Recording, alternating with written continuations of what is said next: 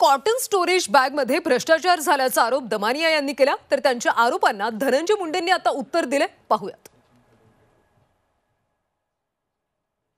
1,96,000 kilo विकत घेतोय आणि ते पण 1275 रुपयाला।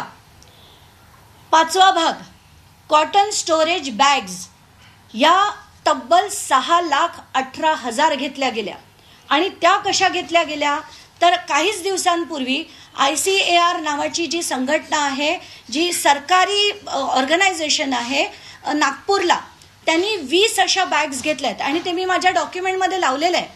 20 बॅग घेतल्या 577 रुपयाला। पण माननीय कृषी मंत्री यांनी जे केलं टेंडर, त्याच्यात या बॅग तब्बल 1250 रुपयाला घेतल्या गेल्या आणि असा सगळा हा घोटाळा जो आहे 342 कोटीचं टोटल टेंडर मध्ये 160 कोटी रुपये सरळ गेले। आणि हे मी कुठल्या याच्यात म्हणतेय, 160 कोटी ऑनलाईनच्या रेट प्रमाणे।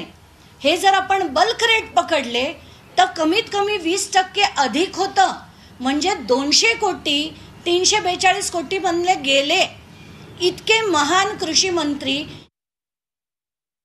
आणि तिथे सुद्धा याची किंमत कशी ठरवली पाहिजे, काय किंमत असावी याच्या बाबतीत सिरकॉट इंडिया ही केंद्र सरकारची कंपनी आहे, ज्यांनी किंमत ठरवून दिलेली आहे आणि ती जी किंमत ठरवून दिली त्याच्यापेक्षा कमी किमतीत खरेदी केलेली आहे, तरी आरोप आहे। म्हणजे आता काय प्रत्येक गोष्टीची खरेदीची किंमत काय दमानियांना विचारून ठरवून सरकारने खरेदी करायची?